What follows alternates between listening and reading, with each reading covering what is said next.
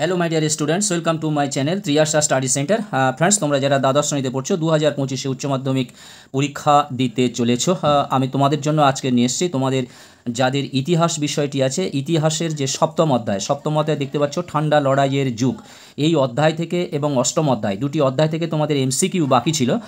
আজকের আমি তোমাদের সপ্তম অধ্যায় অর্থাৎ ঠান্ডা লড়াইয়ের যুগ, এই চ্যাপ্টারটি থেকে ইম্পর্টেন্ট এমসিকিউ আমি তোমাদের দিয়ে দিচ্ছি টেস্ট প্লাস ফাইনাল এক্সামের জন্য। লাস্ট মিনিট সাজেশন তো আরেকটি থাকবে।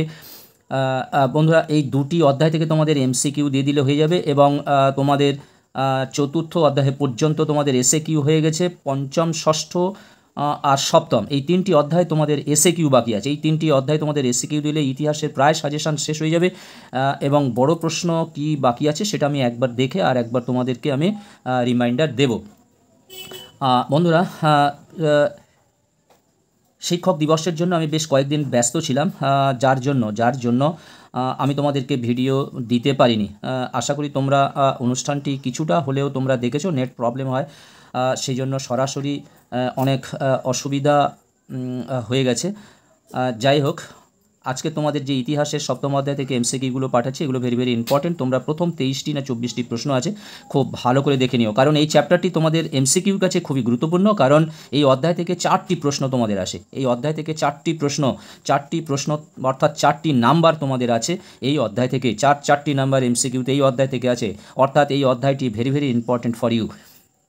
বন্ধুরা, ঠান্ডা লড়াইয়ের যুগ। আচ্ছা, ঠান্ডা লড়াইটা কি আমাদের প্রথমে জানতে হবে। ঠান্ডা লড়াই 1945 সাল, দ্বিতীয় বিশ্বযুদ্ধের অবসান। দ্বিতীয় বিশ্বযুদ্ধ শেষ হয়েছে 1945 সাল। একদিকে রাশিয়া এবং তার কয়েকটি সহযোগী দেশ, তারা সমাজতান্ত্রিক দেশ। রাশিয়ার সমাজতান্ত্রিক দেশের সঙ্গে আর মার্কিন যুক্তরাষ্ট্র আরও কয়েকটি ধর্মতান্ত্রিক যে রাষ্ট্র, এই ধর্মতান্ত্রিক অর্থাৎ সমাজতান্ত্রিক রাষ্ট্র এবং ধর্মতান্ত্রিক রাষ্ট্রের মধ্যে একটা বিভিন্ন মত অনুসারে, বিভিন্ন দাবি দেওয়া অনুসারে তাদের মধ্যে একটা ঠান্ডা যুদ্ধ চলছিল, অর্থাৎ ছায়া যুদ্ধ চলছিল। সেটাই ইতিহাসে ঠান্ডা লড়াই নামে খ্যাত। এখানে কোনো অস্ত্র নিয়ে যুদ্ধ নয়, কোনো মানুষের মরণ নিয়ে খেলা নয়।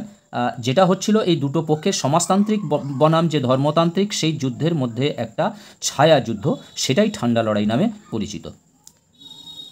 যাই হোক, এই ঠান্ডা লড়াই এই যে চ্যাপ্টারটি আছে, এটা তোমাদের কাছে আমি আর একবার বলছি যে খুবই খুবই গুরুত্বপূর্ণ। এসো আমরা প্রশ্ন উত্তরগুলো পড়ে নিই। এরপরে তোমাদের এর মধ্যে আছে তোমাদের পরমাণু অস্ত্র প্রতিযোগিতা এবং শান্তি প্রক্রিয়া, তারপর জোট নিরপেক্ষ নীতি, তারপরে আছে গণপ্রজাতন্ত্রী চীন উত্থান এবং বিশ্ব রাজনীতিতে তাদের অবস্থান, আরব দুনিয়া, ইসরায়েল বনাম আরব দুনিয়া, এদের সঙ্গে যে কূটনীতি, এগুলো সম্পর্কে এই চ্যাপ্টারের মধ্যে তোমরা পাবে। এসো আমরা প্রশ্ন উত্তরগুলো পড়ে নিই একের দাগে। দেখো, ঠান্ডা লড়াইয়ের ক্ষেত্রে দুপক্ষের প্রধান শক্তিগুলি ছিল গ্রেট ব্রিটেন ও জার্মানি, ফ্রান্স ও গ্রেট ব্রিটেন, সোভিয়েত রাশিয়া, মার্কিন যুক্তরাষ্ট্র এবং মার্কিন যুক্তরাষ্ট্র ও জাপান। অ্যান্সার হবে সোভিয়েত রাশিয়া ও মার্কিন যুক্তরাষ্ট্র। ফাল্টন বক্তৃতা দেন, Marshall, Churchill, Fanon, Kennan. Answer হবে চার্চিল। তারপরে দেখো, আমি সমস্ত অপশানগুলো যদি আমি পড়ি তাহলে অনেকটা লং ভিডিও হয়ে যাবে। কোন খ্রিস্টাব্দে মার্শাল প্ল্যান ঘোষিত হয়েছিল? অ্যান্সার হবে দেখো 1947 খ্রিস্টাব্দে। 1949 খ্রিস্টাব্দে সোভিয়েত বিরোধী যে সামরিক চুক্তি হয়েছিল, এটা যে সামরিক চুক্তি হয়েছিল তা হলো ন্যাটো, অর্থাৎ অপশান বি। তারপরে দেখো, ইয়াল্টা সম্মেলন আহুত হয় যে খ্রিস্টাব্দে? এখানে দেখো অপশান রয়েছে 1943, 44, 45, 46। অ্যান্সার 1945 খ্রিস্টাব্দে, অপশান সি। বার্লিন অবরোধকারী দেশ হলো Italy, France, England, Russia. Answer হবে রাশিয়া, অর্থাৎ অপশান ডি। তারপরে দেখো, জেনারেল নেগুইভ কোন দেশের সেনানায়ক ছিলেন? মিশর, আলজেরিয়া, গ্রিস, ইসরায়েল। অ্যান্সার হবে মিশর, অপশান এ। সুয়েজ খাল জাতীয়করণ করেন Marshal Tito, doctor Sukarno, Nasser, general Neguib. Answer হবে নাসের। 9 দাগের প্রশ্ন, দিয়েন বিয়েন ফুর যুদ্ধে জয়ী হয় ভিয়েতনাম। অ্যান্সার হবে, অস্পষ্ট হয়ে গেল, ঠিক আছে, ভিয়েতনাম। তারপরে দেখো, মাইলাই ঘটনাটি ঘটেছিল ভিয়েতনামে। টেট অভিযান শুরু হয় 1968 খ্রিস্টাব্দে। পেরেস্ত্রৈকার প্রবর্তক ছিলেন গর্ভাচেপ। জোট নিরপেক্ষ আন্দোলনের প্রধান উদ্যোক্তা ছিলেন জওহরলাল নেহেরু। বান্দুং সম্মেলনে চীনের প্রতিনিধিত্ব করেন চৌ এন লাই। 27 দফা দাবি পেশ করা হয়েছিল যে সম্মেলনে?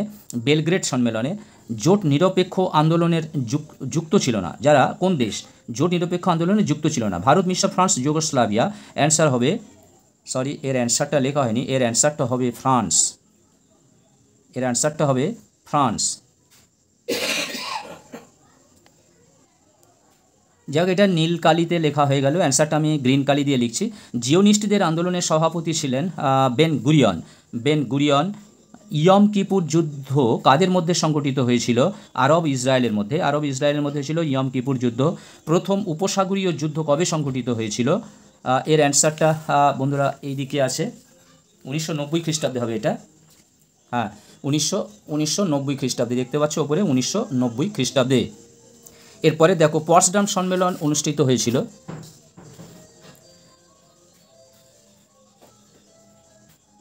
পটসডাম সম্মেলন অনুষ্ঠিত হয়েছিল 1945 খ্রিস্টাব্দে। পঞ্চশীল নীতি স্বাক্ষরিত হয় ভারত ও চীনের মধ্যে। পঞ্চশীল নীতি স্বাক্ষরিত ভারত ও চীনের মধ্যে।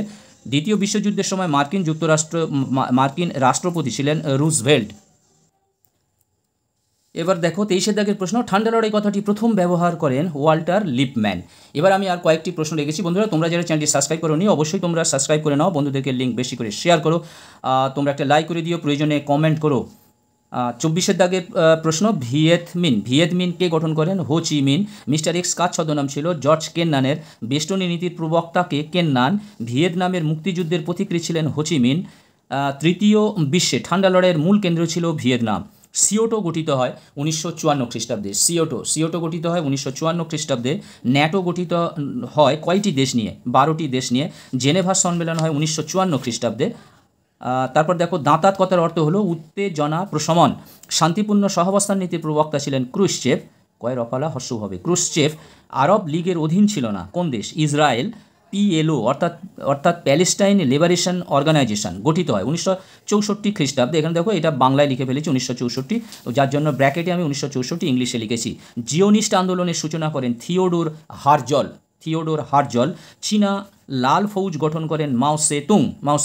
বন্ধুরা, এই ছিল তোমাদের আজকের ইতিহাসের সপ্তম অধ্যায়ের 2025 সালের যে উচ্চ মাধ্যমিক পরীক্ষার গুরুত্বপূর্ণ প্রশ্নগুলি, ইম্পর্টেন্ট প্রশ্নগুলি। এর থেকে তোমরা কমন পাবেই, 4টি প্রশ্ন কমন পাবেই। এই প্রশ্নকটি 23 পর্যন্ত তোমরা যে প্রশ্নগুলো, এই প্রশ্নগুলি তোমরা খুব সুন্দর করে তৈরি করবে, ভালো করে মুখস্থ করবে, এবং এরপরে যে কটি প্রশ্ন দিলাম উইদাউট ছাড়া আর কি, যেগুলো অপশান ছাড়া, সেই প্রশ্ন কোটাও তোমরা একটু পড়ে রাখবে। বন্ধুরা, আজকের মতো ভিডিওটি শেষ করলাম। এখন থেকে তোমরা প্রত্যেক দিন একটা করে ভিডিও পাবে। আমি একটা সাবজেক্ট তোমাদের খুব দ্রুততার সঙ্গে শেষ করব, এবং যে বড় প্রশ্নগুলো তোমরা হয়তো অনেকে ভাবছো চ্যানেল ছেড়ে চলে যাচ্ছ, অনেকে ভাবছো যে স্যার হয়তো আর ভিডিও করবে না, কিংবা ভালো ভিডিও আর দিচ্ছে না। সেই জন্য বলছি, তোমরা ধৈর্য রাখো, আর একটি মাসের মধ্যে তোমাদের সমস্ত সিলেবাস প্রায় শেষ হয়ে যাবে, এবং তারপরে আমি যে উত্তরগুলো তোমাদের নোট বানিয়ে দেওয়ার প্রয়োজন তোমরা কমেন্ট করে জানাবে। তোমরা কেউ কমেন্ট করো না, জানাও না, কমেন্ট করে জানাও, আমি সেই নোটগুলো তোমাদেরকে এবার থেকে বানিয়ে দেবো। বন্ধুরা, তোমরা সবাই ভালো থাকবে, সুস্থ থাকবে। যারা এখনও চ্যানেলটি সাবস্ক্রাইব করোনি বলছি তোমরা সাবস্ক্রাইব করে নাও। আবার কথা হবে নেক্সট ভিডিওতে অন্য একটি সাবজেক্টে নিয়ে। তোমরা সবাই ভালো থাকবে, সুস্থ থাকবে। সকলকে অসংখ্য ধন্যবাদ।